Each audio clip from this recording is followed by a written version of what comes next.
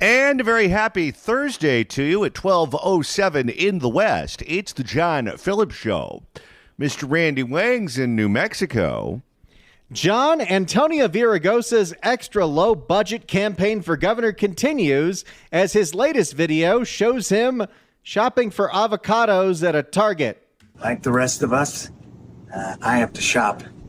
The one thing you could see is the prices are going up because of tariffs and because we haven't had leadership focused enough on the high cost of living. I promise, as governor, I'll focus on you.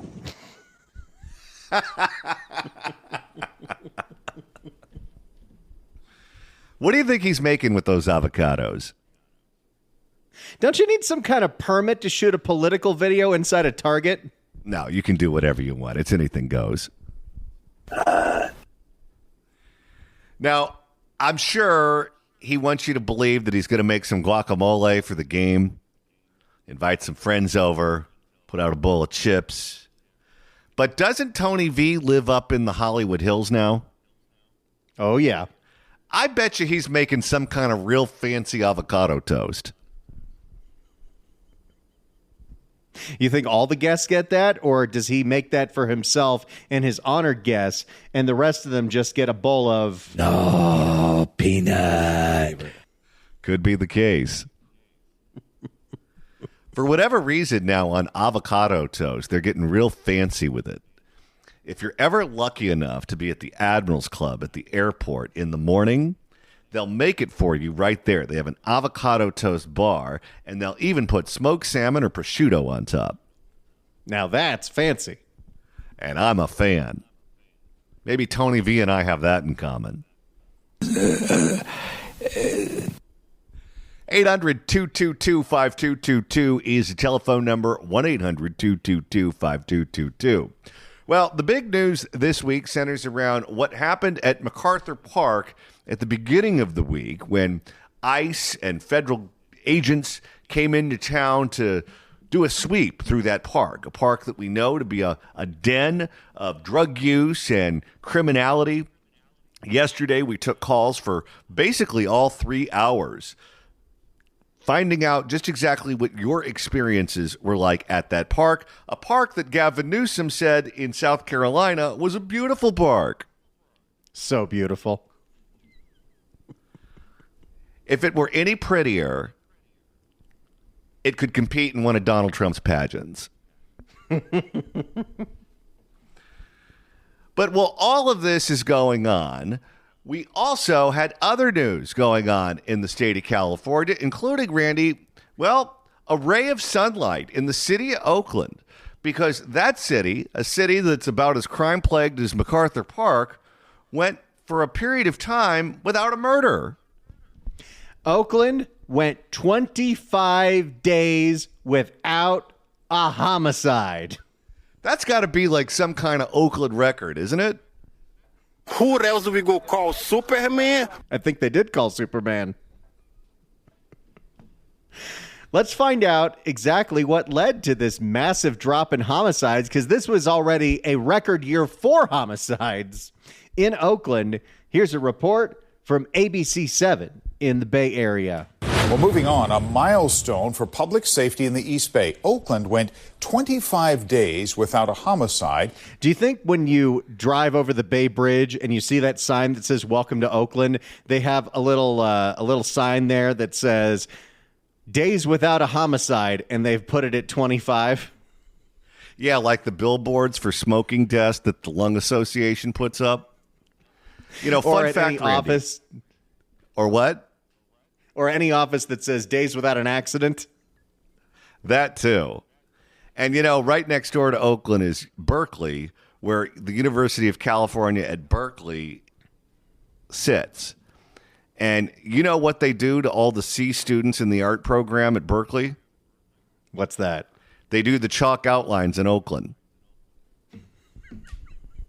At the end of May into June. In fact, police data shows violent crimes, including homicides and robberies, are down considerably there this year. ABC 7 News reporter J.R. Stone on the solutions that community advocates say are paying off. I wonder if included in this story at all is the fact that a certain somebody is no longer the DA of Alameda County. She called me a crime boss. That could have something to do with it. Maybe they're not killing each other because they're all sitting around listening to her podcast. The blue numbers that you're looking at show the year-to-year declines in Oakland crimes all across the board per Oakland police.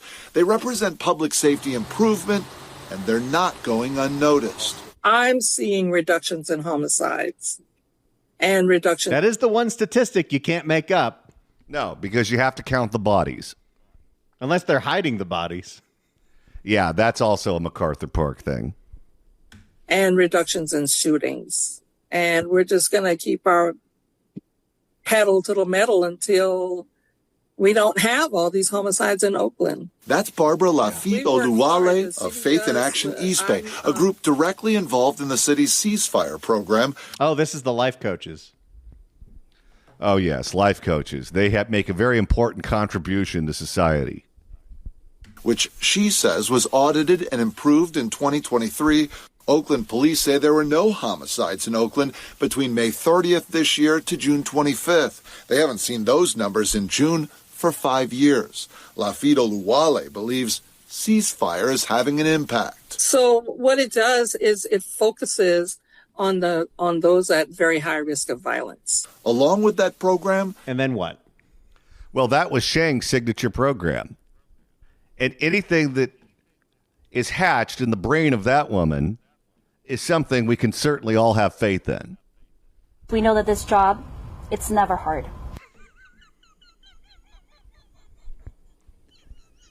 Thanks, Shang. I forgot about that one.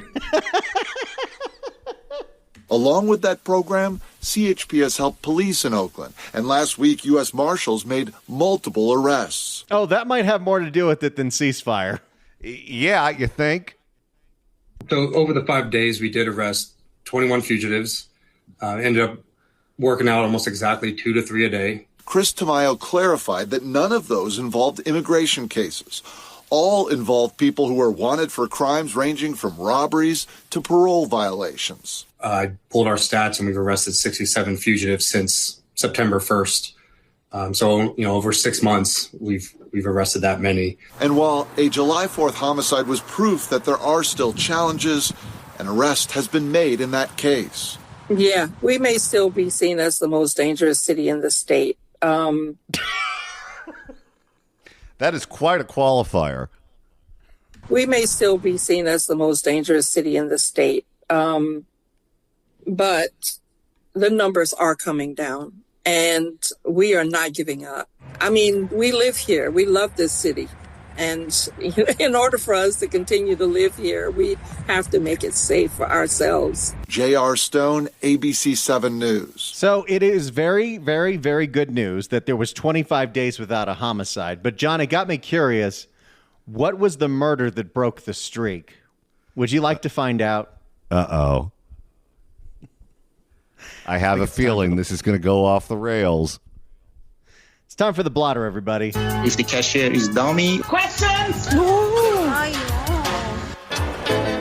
All right, Johnny, let's find out what the homicide was that broke the 25-day streak, and it happened on the 4th of July. Here is KTVU Fox 2. Law enforcement was on high alert going into the holiday weekend, and yet violence still prevailed. Hello again. I'm Greg Lee. Police and fire. Well, violence still prevails every day in Oakland. Yeah. What is he, new? Police and fire crews in Oakland spent the weekend responding to hundreds of calls.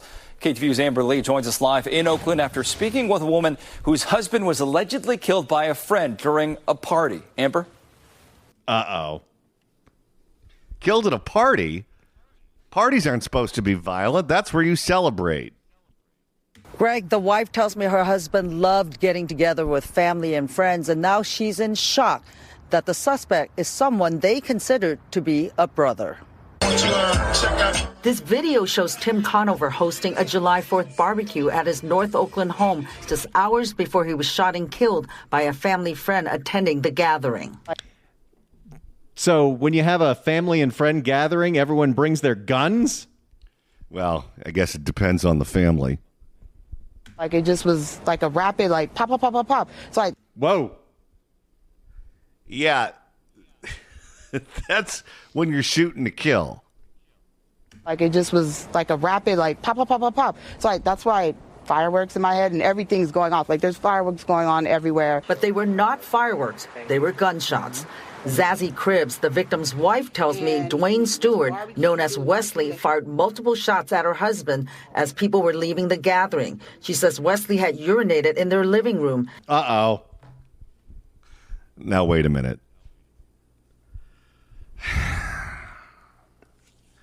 The one that got shot relieved themselves in the living room, or the one that did the shooting relieved themselves in the living room? Let's make sure we get all the details of this case. So everyone get your notepads out. Zazie Cribbs, the victim's wife, tells me Dwayne Stewart, known as Wesley, fired multiple shots at her husband as people were leaving the gathering. She says Wesley had urinated in their living room. So I believe the shooter was the one that relieved himself in the living room, like a scene out of The Big Lebowski. So he's rude and violent. And that her husband repeatedly asked Wesley to lie down and go to sleep. How about this? There's a bathroom for that. Go do that in there. How loaded are you when you are choosing to do that in the middle of a living room? And if you know that you have a friend that gets that crazy at a party, maybe you got to check them for guns. My guess is, if they got this mad over it, they don't have tile or hardwood floors. I think we're talking about a shag rug here. Because he appeared to be under the influence of drugs and alcohol. You don't say. That's a shocker. People don't usually do that on a rug or a carpet unless they're trying to get back at you or they're super high and super drunk. He appeared to be under the influence of drugs, alcohol, and diuretics. Her husband died in front of their home. So I start calling 911, and then I run down to try and stop my friends so they don't drive off because I'm going to need some kind of dope. Like, it's midnight. Like, I don't know what else to do. Oakland Police Officers Association says 5 other people were victims of shootings in various parts of Oakland during the holiday weekend. Oh, so I guess it's not a safer city. Do you think someone was in the bathroom and he couldn't go, or do you think he chose to do it in the living room? Seems like a deliberate thing. And then apparently got so offended that he didn't even ask him to leave. He asked him to go to sleep. Yeah, if someone's in the bathroom and you really got to go, I guess you can go in the yard before you go on their furniture. A police officer was struck and injured by a suspected drunk driver near Lake Merritt on Saturday while he was arresting someone. Yes, crime is definitely down in Oakland. Sounds like it. The officer was treated and released. Oakland Fire Department says between July 4th and July 6th, it responded to more than 600 calls for service. 115 of them were fire-related.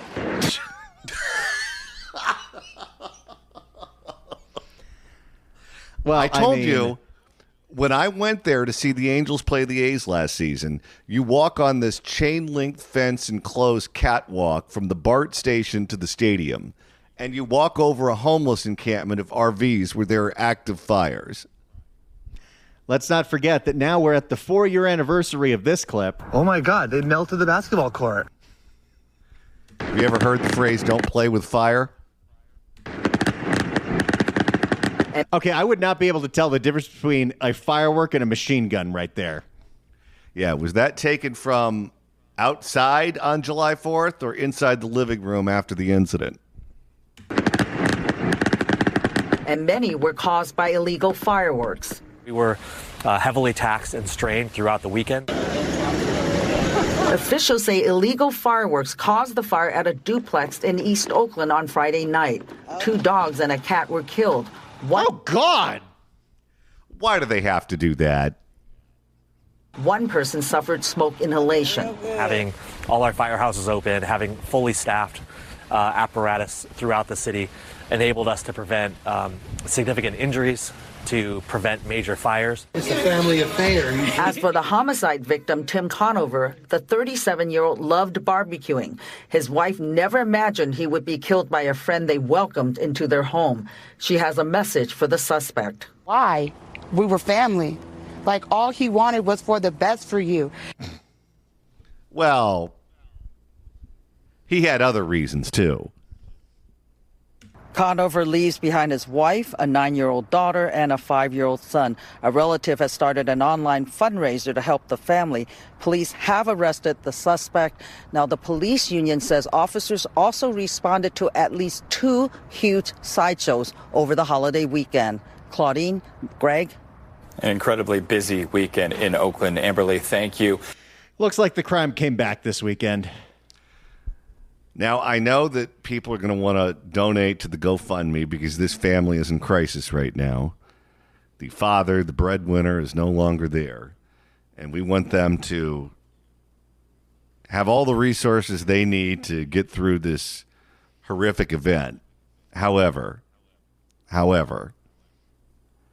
and I'm going to say this to you, the audience, because I care about you too. If to raise money, they sell some of their used furniture from their living room.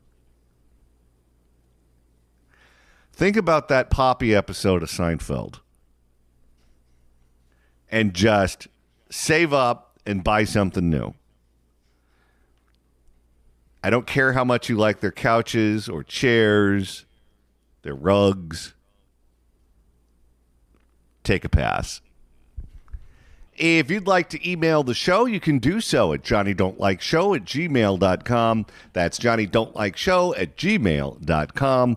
And Randy, if you missed yesterday's episode, you want to find out just exactly what the audience thinks about MacArthur Park, that's easy to do. All you got to do is search for The John Phillips Show wherever you get your podcasts, whether it's the Apple Podcasts app, iHeart, Spotify. Search for The John Phillips Show. Hit subscribe. You can download all the episodes. You can even download the podcast of today's show in case you're in the Bay Area and it wasn't running for some reason. 800-222-5222 is the telephone number. And it's now my understanding, Randy, that we're back on the air in the Bay Area. That's what listener Mark says, who was the nice one to alert us that for some reason our first segment was not airing properly in the Bay, and it was a damn good one, too. So, if for whatever reason you were listening to a tape of Armstrong and Getty in the Bay Area and you want to find out what the monologue was about today, that was about crime in Oakland. Randy, it's easy to go back and find out what you missed out on. I'll have the podcast of this first hour posted at 1 o'clock, and it's a doozy, all right. All right. Let's go ahead and open up the California Crime Blotter. If the cashier is dummy. Questions? And Randy, this one involves more bad things happening to fire victims. In the Altadena area, not only are fire victims trying to deal with insurance companies not paying them out, they're also having to deal with the slow permitting process of Los Angeles County and the state of California and all the regulations. They're also dealing with people breaking into their abandoned homes and stealing stuff. There's a special place in hell for someone who's stealing from fire victims. For more, here is ABC. No, this is KCAL. For more, here's KCAL. As SoCal rebuilds, there are new concerns of an uptick in crimes in fire zones. Yeah, KCAL News reporter Cara Finstrom shows us why homeowners and law enforcement want to be prepared. Moving forward, there's that, well, what are they going to take now? Jody Scott has put up fencing, no trespassing signs, and 8 solar security cameras with intercoms all around her Altadena property. Whoa!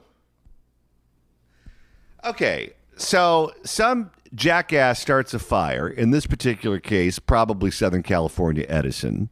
Your home burns down. Some of your stuff survived. And you're living in a hotel, or you're living with a relative, or you're living in some kind of temporary housing, and you're going through the nightmare process that is rebuilding in California. And then whatever stuff that didn't burn up in the fire is now being stolen by looters. And now you've got that problem to deal with. Hello, Cara. Welcome to my property. Most people don't ask to come on, but I'm happy to have you here. The Eaton fire ravaged 2 homes that had been in her family for generations. There was a porch for the 1915 farmhouse that my grandmother and great-grandmother lived in. Adding to that loss, she says looters quickly stole cherished old bricks and pots that survived the flames and hit neighbors' homes, too. Seriously, Los Angeles County might be full of the biggest amount of a-holes per capita than anywhere else. You know, in the old days, looters used to get shot on sight. And hit That's how neighbors' Wyatt homes, Earp too. handled it.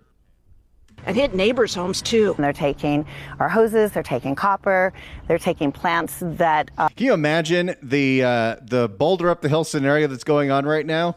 They're trying to rebuild these communities, and they're trying to underground all the power lines. Then the jackasses come in and steal all the copper that they're trying to bury underground, and so they have to constantly keep doing it over and over again. And when they take the copper, you usually end up sitting in the dark. They're taking plants that are actually in the ground and just digging them up. And they're taking plants? Oh, God. I was going to say they're taking everything that's not nailed down, but I guess in a weird sort of way, the plants are nailed down since they're planted into the ground. What kind of lowlife steals succulents? Jackasses, that's who. They're taking plants. You know what? I don't think I'm going to hit confirm, but as we play this story, I'm just opening up my Southwest app because if I hear one more outrageous thing, I am canceling my return ticket to Los Angeles this weekend. Enough of this.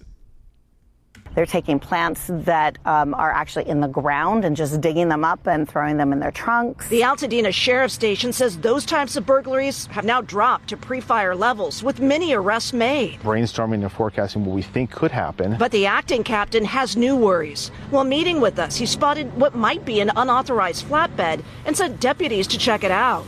He fears the great rebuild getting underway could attract more sophisticated criminals. Oh, no. Okay, how is it that these people don't have their picture on the front page of the newspaper? If you're there and you're literally digging up the plants from fire victims' homes and you're caught, how is it that we don't know everything about you? Because that story is so outrageous and that crime is so unbelievable that warrants attention. How is it that we're all not aware of who's doing this? So we're talking appliances, we're talking lumber, any of the materials that go into a house, those... We're never going to be able to rebuild if the criminals can just roll in and steal all the lumber. No, you take 2 steps forward, 1 step back. Could be potentially stolen, and that's really why we're gearing up towards the next phase. So we can work with the contractors when they come in on methods they can employ. Another big concern with miles of newly cleared lots, squatters with trailers. Oh, God. Let me just scroll down to the bottom of the app where now I can say view, change, or cancel trip. I'm getting close. The captain encourages all owners of vacated land to sign letters of agency, giving the sheriff's department the power to enter.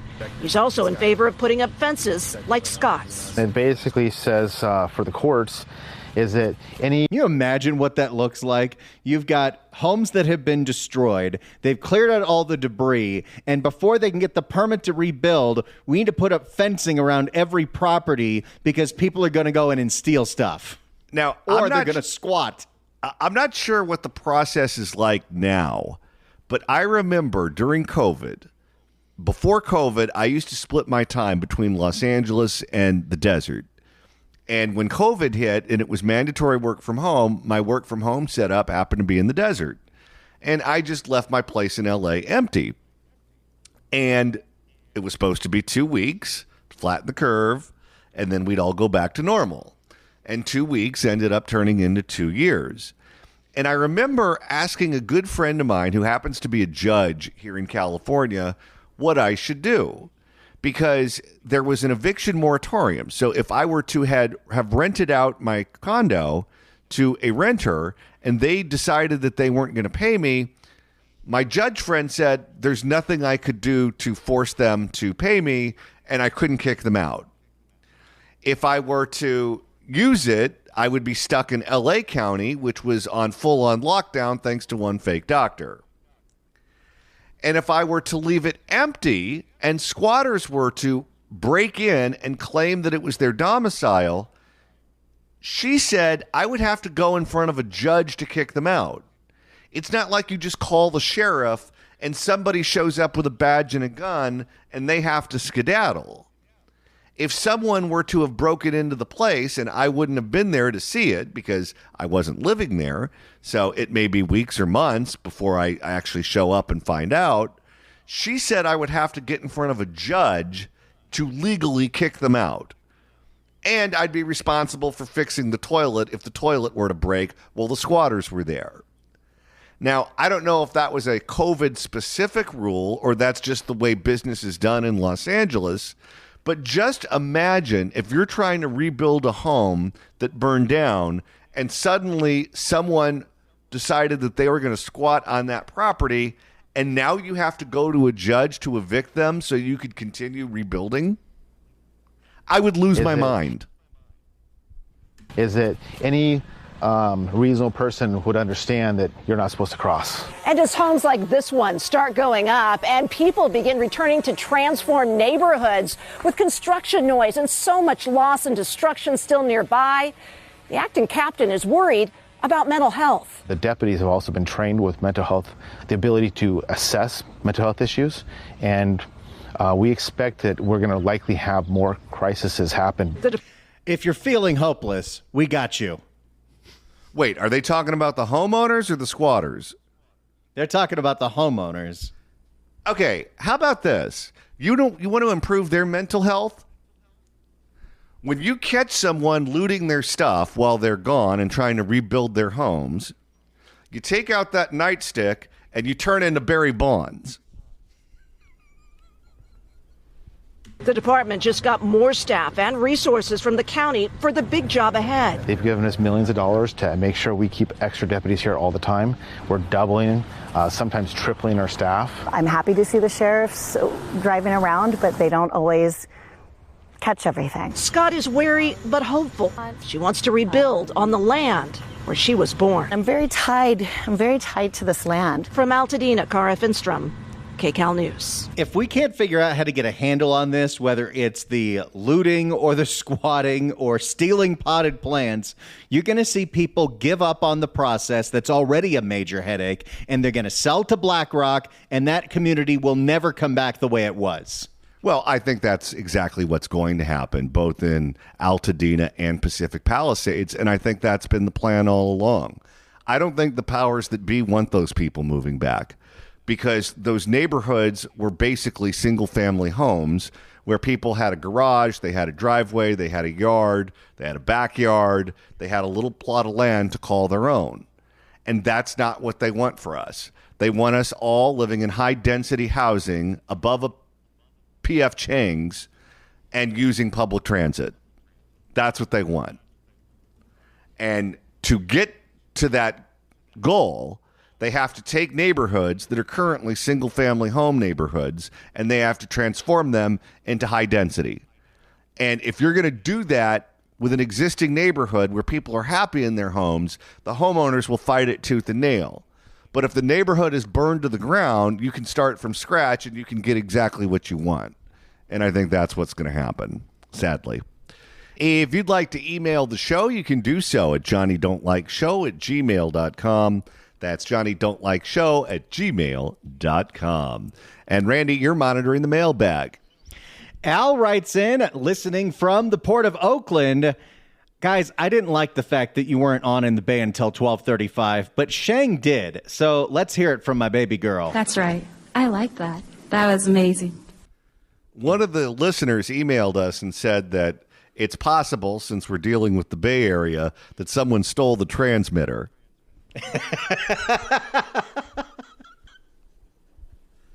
Okay, since we weren't on the air for the first segment of today's program, and it was a segment that was about the Bay Area, We're going to go ahead and replay it for you at 2:35. So if you're in the Bay Area and you missed it, don't worry. You're not going to miss out on anything. We're going to replay it for you at 2:35. All right, let's go to the phones and welcome Cardi in Lancaster. Cardi, hello. Hey, JP. How you doing? Hey there. Good. So this is the deal. You know why we have so much thievery in all of L.A. and all this homelessness is because we have an inept mayor and an inept city council that just allows lawlessness. I mean, 30, 40, 50 years ago, I mean, you did anything, you wrote on the walls, you went to jail. You stole at the local market or liquor store, you went to jail, or the police came down. It's the inept people that we have in power, and we keep voting for them. I don't, but people keep voting for these people. I don't get it. Well, if you're willing to tolerate something, you get a lot more of it. And it's exactly as you described. We have a council and we have a mayor who are extremely tolerant of crime. They believe that criminals are acting out because the system is rigged against them. So how can you blame them for stealing things? They're only stealing because that's what they need to do to get by. And if that's your attitude, then you fundamentally don't believe in private property. Because if you believe in private property and something belongs to you, you get to keep it. And if someone takes it away from you, that's the role of the state to step in and stop that from happening. Because otherwise you live in some sort of communal environment where it's a free-for-all. If you want something, you just take it, and that's okay. And fundamentally, that's basically what Karen Bass believes in. Don't forget, she was a woman who got interested in politics because of Fidel Castro. Well, if Fidel Castro is your godfather, then what do you expect from someone like that? And now she's a professional politician, and, you know, she is someone who has to meet with civic leaders and business leaders and labor leaders. So she can't be that 1960s radical, but in her heart of hearts, that's fundamentally who she is. And that's the reason she's so tolerant of all of this crime. But it's not just her, and it's not even just the city council. I mean, look at our old DA, George Gascon. Look at the Attorney General, Rob Bonta.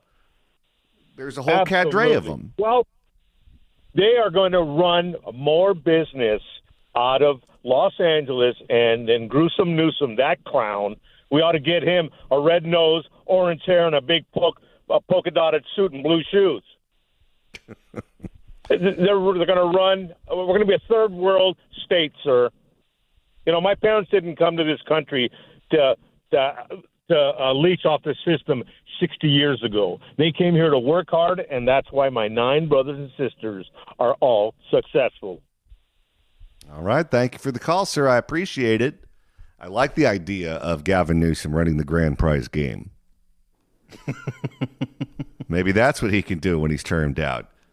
Get his own television show on WGN. Let's go to John in Long Beach. John, hello. Gentlemen, good afternoon. I have a couple of comments when I tried to get in the other day when you were talking about MacArthur Park. Well, I go downtown a lot to buy fabric. I'm in the window covering business, and a friend of mine said, hey, well, while you're down there, could you go over on 6th Street right near Alvarado? There's a little Guatemalan market there that I get this coffee from Guatemala that I can't get anywhere else.